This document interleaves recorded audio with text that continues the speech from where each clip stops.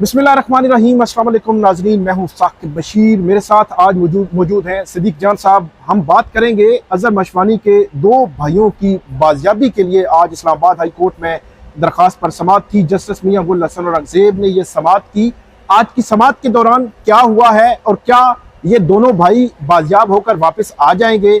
Lahore high court से इन्होंने petition वापस ली। इससे कबल डॉक्टर शहबाज गिल के भाई, उनकी पिटीशंस भी जो पेंडिंग थी लाहौर हाई कोर्ट में, उन्होंने वापस ली। इस्लामाबाद हाई कोर्ट आए, बाजियाबी हो गई। अब ये भी आए हैं, अब ये देखना है कि इनकी बाजियाबी होगी या नहीं होगी। एक ट्रेंड है कि इस्लामाबाद हाई कोर्ट में जो पिटीशंस आ रही हैं लापता अफराद की, वो लापता अफराद किसी न किसी सूरत में बाजियाब हो रहे हैं। इस ट्रेंड पे बात करेंगे। सबसे पहले हम अज़हर मशवानी के भाई की जो उनकी बाजियाबी के लिए दरख्वास्त पर समाअत हुई है उस पर बात करते हैं। सिद्दीक साहब, ये बताएं कि क्या लगता है आपको कि आज की जो एक तो समाअत पे बताए कि क्या हुआ समाअत में? लेकिन समाअत पे जाने से पहले मैं कहूँगा कि जस्टिस आलिया नीलम साहिबा के लिए ये सवालिया निशान है कि उनके दौर में मतलब जो एक एक्सपेक्टेशन थी कि मलिक शहजाद साहब वाले मामला जैसे उनके दौर में थे उसी तरह से बेहतरी की तरफ जाएंगे। तो उनके दौर में अब ये हो रहा है कि दोबारा अमीर भट्टी साहब वाला मामला चल रहा है, खासतौर पर लापता अफराद जबरी गुमशुदगियों के मामले में। वो केस ऐसे जजेस के पास लग रहे हैं जिन जजेस का सबको पता है। और खैर उन जजेस पे बहुत सवाल है, अली बाकी नजफी साहब वगैरह पे, कि जो केस उनके पास लगता है तो वहाँ से लोग विड्रॉ कर रहे हैं, इस्लामाबाद हाई कोर्ट आ रहे हैं, और जिसका केस इस्लामाबाद हाई कोर्ट में आता है तो वो बाजियाब हो जाता है। और इसकी सबसे बड़ी मिसाल जो है वो शहबाज गिल साहब के भाई हैं, गुलाम शबीर साहब। लेकिन उनके भाई का जो ऑर्डर है लास्ट हेयरिंग का, वो हाईलाइट नहीं हो सका उस तरह से जिस तरह से उसको हाईलाइट होना चाहिए था। लेकिन आज भी उन्होंने ये कहा मियां गुल हसन औरंगज़ेब साहब ने कि एक मौका आपको दे रहे हैं। दबे अल्फाज उन्होंने ये कहा कि आराम से बंदा छोड़ने पर ना, छोड़ना तो आपने है ही, बिल्कुल बंदे आपने छोड़ने तो हैं ही, आप आराम से छोड़ देंगे तो अच्छी बात है। क्योंकि उन्होंने जो हवाला दिया ना कि हमारे दो ऑर्डर्स हैं और डॉक्टर बाबर रहमान साहब वो ऑर्डर्स लेके आए हुए थे, जिनमें से एक शहबाज गिल साहब के भाई का ऑर्डर था। देखें उसमें जो एक टर्म गेस्टापो स्टेट का की टर्म यूज किया ना, वो बहुत खतरनाक है। देखें हाई कोर्ट के जो ऑर्डर्स हैं ना, वो दुनिया भर में उनकी एक बर्थ है। पाकिस्तान की हाई कोर्ट, और वो भी इस्लामाबाद हाई कोर्ट जो वफाकी दारुल-हुकूमत की हाई कोर्ट है, उसमें गेस्टापो स्टेट की टर्म यूज करना मियां गुल हसन औरंगज़ेब साहब की, यानी एक तरह से आप कह सकते हैं उन्होंने तो शहबाज शरीफ को हिटलर से तशबीह दे दिया ना, कि जैसे वहाँ हिटलर ने खुफिया पुलिस बनाई हुई थी जो उसके सियासी मुखालफिन जो हैं उनको उठाती थी, करंट लगाती थी, तशद्दुद करती थी, गायब करती थी, उनकी मतलब सियासी वाबस्तगियाँ तब्दील करवाती थी, नाक़रीन के ऊपर टॉर्चर करती थी। तो ये तो सीधे सीधे एक वो हो गया। देखें आज 3-4 चीज़ें बहुत इंपॉर्टेंट है। एक तो उन्होंने ज़ाहिर है एक ओवरऑल ये जो ट्रेंड है जबरी गुमशुदगियों का, और खासतौर पे जो सबसे बड़ी बात थी जो आज उन्होंने कहा कि कल वज़ीर आज़म ने कहा है कि मुल्क जो है वो मुल्की मामलात शरीयत के मुताबिक चलने चाहिए, तो ये भी शरीयत के मुताबिक चलाएं ना। क्या इसमें शरीयत क्या कहती है कि एक बंदे को आप उठाते हैं, काजी के सामने पेश नहीं करते, उसका रिमांड नहीं लेते, कानूनी दायरे कार में नहीं लेके आते, इस पर शरीयत क्या कहती है? बल्कि उन्होंने बाबर रहमान साहब को कहा कि इस पर आप जो है वो हमें दीनी तालीमात के हवाले से हमें असिस्ट करें।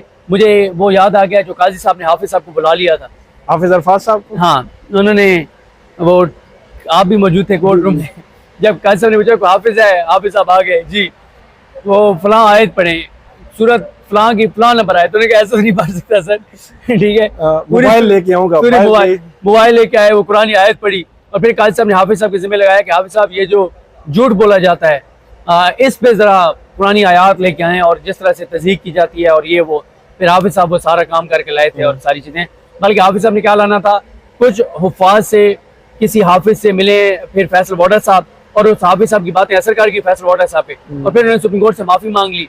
उन्होंने कहा कि पिछली बार समाज पे इस्लामी रवायात की बात हुई थी, फिर मैंने कुछ दीनी लोगों से कंसल्ट किया, उन्होंने कहा माफ़ी मांगना बड़ा पन होता है तो आप माफ़ी मांग लें। फैसल बॉर्डर ने कहा। देखिए आज एक तो जज साहब ने ये कहा कि इस ट्रेंड को ख़त्म कर दीजिए जबरी गुमशुदगियों को। अगर अज़हर मशवानी के भाई किसी केस में मतलूब हैं, आप कानून के मुताबिक उनके ऊपर कार्रवाई करें। फिर आज बाबर रहमान साहब ने ना असल में अदालत को बताया कि 9 मई के बाद भी इनके वालिद साहब भी अगवा हुए। अज़हर मशवानी के दोनों भाई, दोनों जो प्रोफेसर हैं, लेक्चरर हैं, जिनका सियासत से कोई तल्लुक़ नहीं है, PTI से कोई तल्लुक़ नहीं है। और फिर उन्होंने बताया कि अभी फिर अज़हर मशवानी भी अगवा हुए थे। फिर आप दोबारा उनके भाइयों को उठाया गया, किस तरह से उठाया गया, 6 जून से वो गायब हैं। और फिर उन्होंने बताया कि अज़हर मशवानी साहब को एक व्हाट्सएप नंबर से कॉल गई और कहा गया कि बाज आ जाओ, इमरान खान का साथ छोड़ दो, जबरी गुमशुदगियों पे बात करना छोड़ दो, धांधली पे बात करना छोड़ दो, ये सारी बातें छोड़ दो, तो तुम्हारे भाई आ जाएंगे हमारे पास हैं। और व्हाट्सएप नंबर भी दिया गया है, और अदालत ने उस व्हाट्सएप नंबर पे कहा है कि जो PTA है उससे रिकॉर्ड मांगा है कि ये किसके नाम पे है और इसकी डिटेल जो है वो प्रोवाइड की जाए इस नंबर की। और बाकी आज अदालत ने अप्रिशिएट किया जो दो सरकारी वकला हैं, एक अब्दुर्रहमान साहब हैं और दूसरे जो उनके साथ थे तारड़ साहब हैं, उन दोनों की तारीफ की कि इन केसेस में इनका भी बड़ा अहम किरदार है। ये भी कोशिश करते हैं कि मामला अच्छे तरीके से जो है वो हल हो जाएं और लोग आ जाएं। तो अब अगले 13 अगस्त के लिए ये ऑर्डर। एक बात और भी की थी जस्टिस मियां गुल हसन औरंगजेब ने, उमूमी तौर पर वो कुछ चीज़ें जो है वो ऐसी रिमार्क्स ऑब्जर्वेशंस उनकी आती रहती हैं, तो उन्होंने बाबर रमान साहब को कहा कि आप भी जो है वो एक सियासी बैकग्राउंड है आपका हल्का अहबाब है, रख रखाव है, गमी खुशी में आप जाते हैं, लेकिन अब ये ट्रेंड बन गया है कि बदतज़ीबी करें, गालियां दें, तो इस किस्म का, तो वो बंदा जो है वो ज्यादा आगे आता है, मशहूर हो जाता है। तो ये क्या था? अच्छा देखें, मैं ये समझता हूँ कि बहुत लोग इस पे तनकीद भी करेंगे, लेकिन देखें मियां गुल साहब की अप्रोच बड़ी क्लियर है।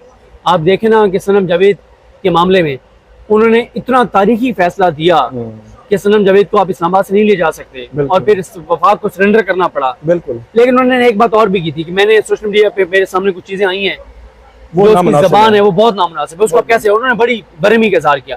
और फिर उन्होंने ये भी कहा था, उन्होंने कहा था कि अगर इनके वालिदैन ने या इसने कोई बात हो, जब पेंडिंग था मामला कि मैं ये रिलीफ वापस ले लूंगा जो मैं दे रहा हूँ। देखिए अदालतों को ना एक चीजों को बैलेंस करना होता है।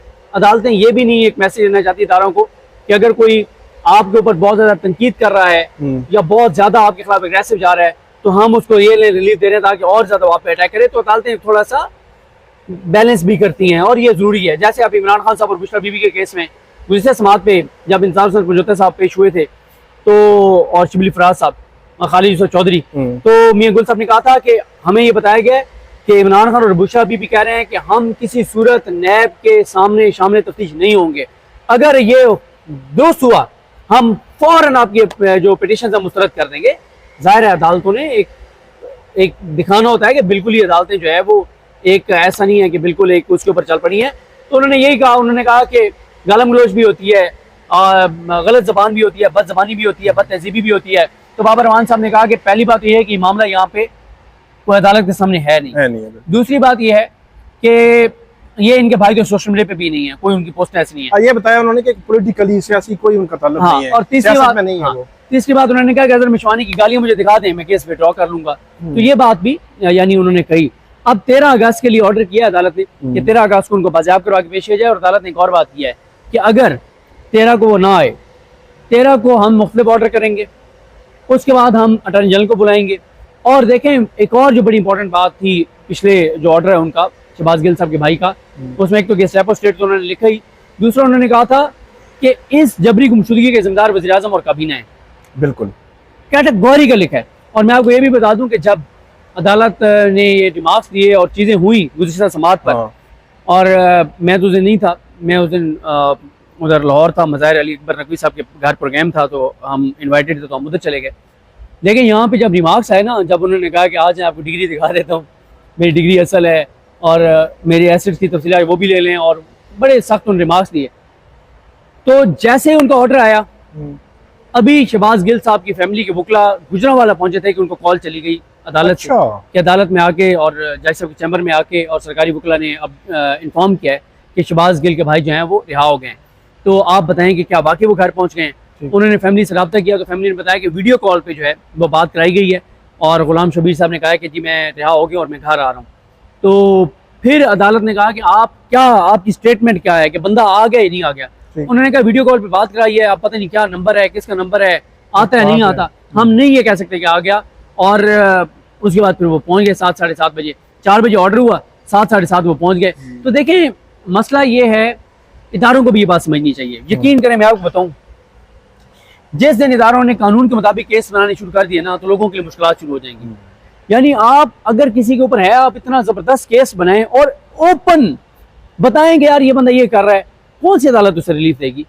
लेकिन जब आप लोगों को इस तरह से, और इसका एक नुकसान भी होता है, देखें जब आप इस तरह से जबरी गुमशुदगियां और ये सियासी इंतकाम और ये चीजें करते हैं ना, कल को किसी के ऊपर जेन्युइन चीज भी बनेगी ना, वो इसी से जोड़ देगा कि देखें जी ये वही एक पैटर्न है।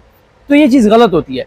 आपने उसके 2 भाई जो प्रोफेसर हैं, जिनका सियासत से कोई तल्लुक नहीं है, मुझे बताएं, और उनके वालिद बुजुर्ग हैं, इतनी उम्र है, बीमार हैं, घर में 4 जो हैं वो मर्द थे, यानी अब अजहर मिशवानी बाहर हैं, 2 भाई जबरी तौर पर गुमशुदा हैं, वालिद साहब बेचारे उनके लिए कभी लाहौर की अदालतों के धक्के खाते हैं, कभी इस्लामाबाद में आते हैं। तो इससे मुझे बताएं उनके दिल में इदारों की और पाकिस्तान की मोहब्बत बढ़ रही होगी या मतलब तहफ़्फ़ुज़ात उनके बढ़ रहे होंगे। ये चीज़ें गलत हैं, इनको नहीं आप किसी सूरत वो कर सकते, चाहे वो यहाँ पे लोग हों चाहे वो बलूचिस्तान के लोग हों। अब आप मुझे बताएं ना, मैं अक्सर ये बात कहता हूँ, मारंग बलोच पे बहुत तनकीद होती है। मारंग बलोच जो मूवमेंट चला रही है उसके ऊपर होता है कि ये जी दहशतगर्द है, दहशतगर्द सपोर्ट कर रहे हैं। यहाँ मारंग बलोच बैठी थी इस्लामाबाद में प्रेस क्लब के बाहर, मीडिया सामने से भी नहीं गुजर सकता था, यानी इतनी कदगनें थी कि मीडिया वाले सामने से भी नहीं गुजर सकते थे। उसके सामने एक और धरना आके बैठा, चाबी वाला खिलौना, वो जो है बलूचिस्तान का एक, ठीक है, उस चाबी वाले खिलौने को जिस तरह जितवाया गया, वो चाबी वाला खिलौना आके बैठा, एक चैनल की डीएसएनजी खराब थी, उन्होंने लाहौर से मंगवाई अपनी डीएसएनजी और वो लगाई। ताहद ने कहा डीएसएनजी थी, मीडिया था। अगर मारंग बलोच गलत है, मैं ये नहीं कहता उसके सारे मुतालबात ठीक होंगे, उसके गलत भी मुतालबात होंगे, उसके इश्यूज भी होंगे, उसका एक हल है ना। ये 20-25 चैनल जो चाबी वाले खिलौने के धरने की कवरेज के लिए आपने लगाए थे, 25 कैमरे होते, लाइव होते, 20-25 एंकरों को कहा जाता कि आप जाएं, इधर से हुकूमत के लोग जाते, उसके साथ बैठते, सारी लाइव जारी होती। और वही जो बात कही जाती है कि जो लिस्ट देते हैं उसमें दहशतगर्द जो है ना, वो जब मारे जाते हैं तो वो यही लापता अफराद वाली लिस्ट में होते हैं। लाइव सारे चैनलों पे चल रहा होता, आप एक्सपोज करते मारंग बलोच को, यकीन करें उसकी पाकिस्तान में सपोर्ट ही खत्म हो जाती, लोगों को मतलब एक्सपोज हो जाती वो। या देखिए बातचीत हल है, रियासत, वो जो एजाज हसन साहब ने एक नज़म भी लिखी थी कि रियासत माँ की तरह होती है, माँ औलाद की सख्त बातें भी कभी कभी बर्दाश्त कर जाती है, औलाद ज्यादती भी कर जाती है, माँ बर्दाश्त कर जाती है। और फिर होता क्या, जब एक बार वो बर्दाश्त करती है, तहम्मुल से ज़ब्त से काम लेती है, फिर औलाद को भी रियलाइज होता है कि हमने ज्यादती की है। और अगर मारंग बलोच या कोई भी गलत चीज़ कर रहा है, कानून के मुताबिक कार्रवाई करें और एक्सपोज करें। सबसे अच्छी चीज़ होती है किसी की क्रेडिबिलिटी खत्म कर देना। आज मारंग बलोच की क्रेडिबिलिटी खत्म कर दें, कौन आएगा उसके? लेकिन वो क्रेडिबिलिटी शायद जो है वो जो तरीकाकार अपनाया जा रहा है, इस तरीकाकार के मुताबिक तो क्रेडिबिलिटी मजीद बढ़ेगी, बढ़ रही है। बल्कि उनका जो बलूचिस्तान में जो कुछ हमने जितनी गैदरिंग देखी है वो सवालिया निशान है स्टेट की पॉलिसीज़ पर, और उनको शायद सही तरीके से एड्रेस नहीं किया जा रहा उन चीज़ों को जिस तरह जो है वो करना चाहिए। मिसिंग पर्सन पे एक और चीज़ मैं कहूँगा कि सनम जावेद के केस का जो फैसला आया तो हमने ये देखा कि आलिया हमजा के केस में लाहौर हाई कोर्ट ने भी सिमिलर नेचर का ऑर्डर किया। इसका मतलब ये है कि अदालतें जो है वो एक दूसरे को देखकर शायद जो है वो ऑर्डर सख्त कर रही हैं या करने जा रही हैं। ये वैसे एक चीज मैं ऐड करूं कि जो अभी जो मंडी बहाउद्दीन के MNA थे, वो हाजी इम्तियाज, फिर वो बलूचिस्तान पता चला जी मुल्तान एयरपोर्ट पे, तो वो उनको दोबारा मतलब एक पूरी कहानी, तो उनका केस भी लाहौर हाई कोर्ट के सामने था। तो लाहौर हाई कोर्ट इतनी बड़ी हाई कोर्ट है, जजेस हैं वहाँ पे, मेरा ये ख्याल है कि वहाँ से तो स्ट्रॉन्ग किस्म के, सख्त किस्म के ऑर्डर्स आने चाहिए। पता है अदालतों को भी पता है, क्योंकि आज जस्टिस मियां गुल हसन रगज़ेब ने भी कहा कि हमें अंदाजा है कि आप रिसीविंग एंड पे हैं, तो अदालतों को सब कुछ पता है। तो जब पता है तो फिर लाहौर हाई कोर्ट को भी इसी तरह ही रिएक्ट करना चाहिए, इसी तरह की ऑर्डर करने चाहिए। मुझे बताएं ना, हाजी इम्तियाज साहब जो हैं उनको रात 2 बजे गुजरांवाला से गुजरात लेके आ रहे थे तफ्तीश के लिए, रात 2 बजे, एंटी करप्शन वाले, रात 2 बजे, 2 बजे या 2:45 इस टाइम के ऊपर, रात 2 बजे कौन लेके जाता है एक MNA को? और फिर एंटी करप्शन की गाड़ी पे और उनके ऊपर पुलिस की गाड़ियों पे फायरिंग हो जाती है, टायर ब्रस्ट हो जाते हैं। और अल्लाह ताला ने इतना बड़ा मौजज़ा दिखाया और करम किया कि किसी को खराश भी नहीं आई। गोलियां चल रही हैं, टायरों पे लग रही हैं, पुलिस वालों को कोई छर्रा, कोई खराश भी नहीं आई, कुछ भी नहीं हुआ, ठीक है। और पहले टीवी चैनलों के ऊपर कोई खबर नहीं चल रही हाजी इम्तियाज की जबरी गुमशुदगी की, एकदम सारे चैनलों में ब्रेकिंग न्यूज चल जाती है और पहली हेडलाइन चल जाती है कि एंटी करप्शन और पुलिस की तहवील से कुछ लोग उसको जो है वो अगवा करके ले गए, ठीक है, सुलह कर लो सुलह कर लो, तो वो अब वापस आए हैं। इसी तरह इस्लामाबाद हाई कोर्ट में भी आप देखें, जैसे मोहसिन अख्तर कियानी की अदालत में अहमद फराद का केस था, उसके बाद भी 3-4 केसेस आए, जस्टिस मियां गुल हसन रगज़ेब, जस्टिस अरबाब की अदालत में भी केस आए, तो वो लोग जो है वो बाजियाब हुए हैं। सख्त ऑर्डर्स होने चाहिए, और जब तक इस सारे मामले को उस तरह डील नहीं किया जाता, इस्लामाबाद हाई कोर्ट ने जो लार्जर बेंच बनाया है, मेरा ये ख्याल है कि वो लार्जर बेंच एक तारीखी बेंच साबित होगा, क्योंकि जस्टिस मोहसिन अख्तर कियानी ने ये बात की थी, उन्होंने कहा कि आज तो है पहली हियरिंग, अगली बार नेक्स्ट हेयरिंग पे हमारा मूड कुछ और होगा और हम इसको ऑर्डर्स भी कुछ और होंगे, इन केसेस को डिफरेंट तरीके से डील करेंगे, ऑर्डर्स भी जो है वो डिफरेंट होंगे। और उसमें जो खुफिया इदारे हैं उन तीनों इदारों के जो रिप्रेजेंटेटिव हैं उनको भी उन्होंने बुलाया है। उन्होंने कहा कि बताएं हमें इन्वेलप सील इन्वेलप दे दें, बताएं अगर कुछ एंटी स्टेट कोई एक्टिविटी होगी तो हम उस मामले को भी देख लेंगे, इन कैमरा भी कर लेंगे, लेकिन चीजें रिकॉर्ड पे लेकर आए। आज जस्टिस मियां गुल हसन और अलजेब ने भी कहा कि अगर आपको इन दोनों लोगों जो आप लापता है इनके हवाले से अगर कोई केस है, कोई चीज है, तो आप किसी अदालत के सामने पेश करें और उनको जो प्रोसिक्यूट करें। हाल यही है, इसके अलावा कोई हाल नहीं है। ये चीजें जो है वो जो सिस्टम को खराब ही करती हैं, वो बदजन करती हैं इदारों के हवाले से लोगों को, कि जब उनके प्यारे उठाए जाते हैं। तो ये आज अरबाब साहब के पास भी केस था, मुझे वो वकील साहब का नाम भूल गया, अली नवाज अमान साहब के भाई हैं, जो फैजान एक पीटीआई के वर्कर हैं जो जबरी तौर पर गुमशुदा हैं, तो उनका केस था। तो उसमें भी अरबाब मोहम्मद ताहिर साहब ने कंसर्न डिपार्टमेंट्स को नोटिस करके और जवाब मांग लिया। अच्छा। और उन्होंने भी बहुत सख्त ऑब्जर्वेशंस दी हैं कि इस चीज़ को रुकना चाहिए, एनफ इज़ एनफ। तो उसमें भी अरबाब मोहम्मद ताहिर साहब ने सख्त ऑब्जर्वेशन दिए हैं, नोटिस किए हैं। फैज़ान उनके वालिद साहब, आई थिंक मोहम्मद अफजल नाम है उनका, जो यहाँ पे पिटिशनर हैं, तो उसमें उन्होंने भी मतलब एक ऑब्जर्वेशन किया, बड़ा अहम ऑर्डर किया। और आज ही अरबाब मोहम्मद ताहिर साहब के पास वो भी केस था जो पीटीआई को 22 अगस्त के लिए जलसे की इजाज़त दी गई है तरनौल में। तो उस पे शुएब शाहीन साहब आज आए थे आमिर मुगल साहब की तरफ से कि हमें F9 पार्क जो है वो यहाँ पे जलसा जो है वो करने दिया जाए। तो उस पर एक तो अदालत ने ये कहा कि इस्लामाबाद में कोई एक जगह मुख्तस होनी चाहिए जहाँ पे कोई भी जलसा करना चाहता है, एहतजाज करना चाहता है तो वो कर सके। ये अरबाब मोहम्मद ताहिर साहब ने ऑब्जर्वेशन दी। बल्कि शुरू में ये हुआ कि शुएब शाहीन साहब आए तो बहुत से वकला उनके साथ रोस्टम पर आ गए। तो अरबाब मोहम्मद ताहिर साहब ने कहा कि क्यों आप इतने वकील आ गए हैं ना, ज्यादा वकीलों से कोई फर्क नहीं पड़ना। ठीक है, हमने एक वकील खड़ा हो या 50 खड़े हो, हमने कानून के मुताबिक फैसला करना है, तो लिहाजा मेहरबानी करें और पीछे जाके बैठ जाएं। तो ये मतलब आज मैंने कहा अरबाब मोहम्मद ताहिर साहब। वैसे एक जगह जस्टिस शौकत जी सिद्दीकी थे, तो उन्होंने ये परेड ग्राउंड डिक्लेयर करवाया था गवर्नमेंट से उस वक्त के ये जो है वो जलसे के लिए। मेरा ख्याल है इस्लामाबाद में सबसे कोई मुनासिब जगह यही बनती है कि खुला ग्राउंड है, खुले लोग वहाँ पे आ सकते हैं, कोई इशू भी नहीं है। लेकिन इसके बावजूद भी कोई जगह शायद बाकी पॉलिटिकल पार्टीज के लिए तो कोई ना कोई जगह निकाल ही लेती है। नहीं, उनके लिए तो सुप्रीम कोर्ट के बाहर भी उनको एहतजाज करने देती है पीडीएम के दौर में, जजेस को गालियां देने के लिए। तो इस्लामाबाद इलेक्शन कमीशन के बाहर जब पीटीआई के इंटर पार्टी इलेक्शन का केस चल रहा था तो नून लीग के वर्कर्स पीटीआई के वर्कर बन के उनको वहाँ पे एहतजाज भी करवा दिया गया था कि जी हम वो नौरीन और उनके हामियों का। और वो फिर याद है ना, हमारे एक दोस्त ने एक वीडियो कर दी थी जिसमें उसने बता दिया था कि मैं तो नून लीग का वर्कर हूँ, और फिर वो उससे उस बेचारे के लिए फिर मसला हो गया, उसने ट्वीट डिलीट की और वो फिर सारी चीजें हुई थी। और बहुत शुक्रिया सिद्दीक जान साहब, आपने बताया कि मिसिंग पर्संस के हवाले से खास तौर पर आजम अशवानी के भाइयों के हवाले से केस में आज क्या हुआ है और मूड क्या जो है वो अदालतों का लग रहा है। नाज़रीन, हम आपको अपडेट करते रहेंगे, फीडबैक दीजिएगा। अल्लाह हाफिज़।